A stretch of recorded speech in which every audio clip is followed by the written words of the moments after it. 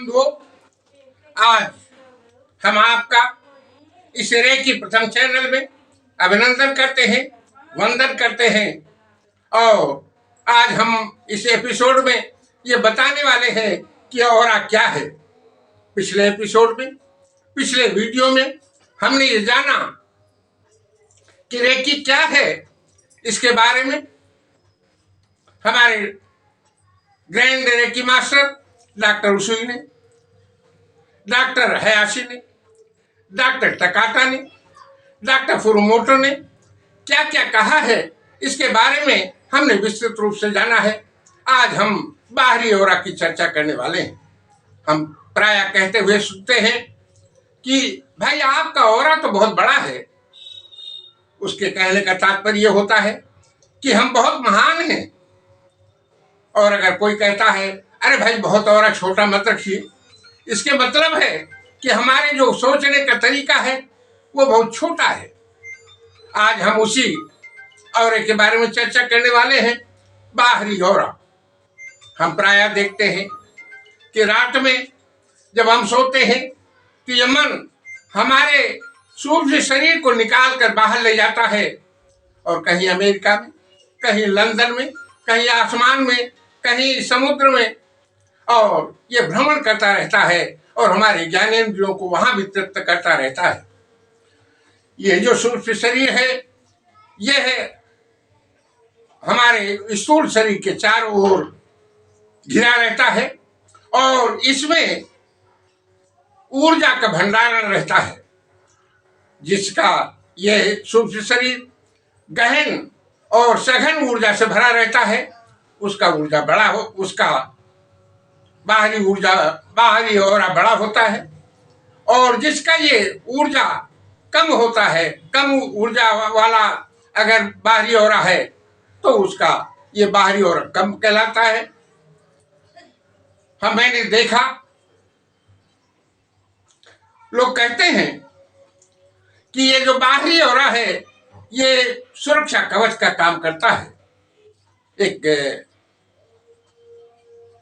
कथा आती है कि राजा नहुष इंद्रदेव राजा इंद्र पर कब्जा कर लिए, वहां का उनको राज दे दिया गया।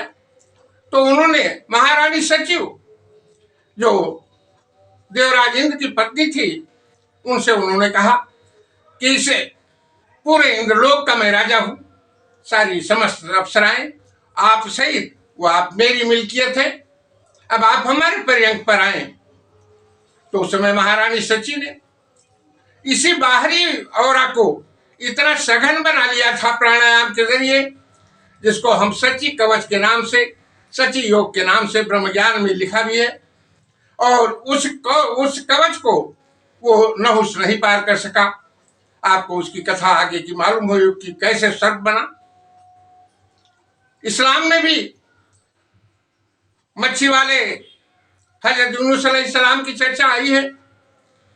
जब वो समुद्र में कूदे तो व्हेल ने उसको निगल लिया, लेकिन याहू याहू कहते कहते उन्होंने अपने कवच को, बाहरी ऊर्जा को उन्होंने इतना सबल बना लिया कि वो व्हेल मछली उनको पचा नहीं सकी और 40वें दिन जीवित उगल दिया।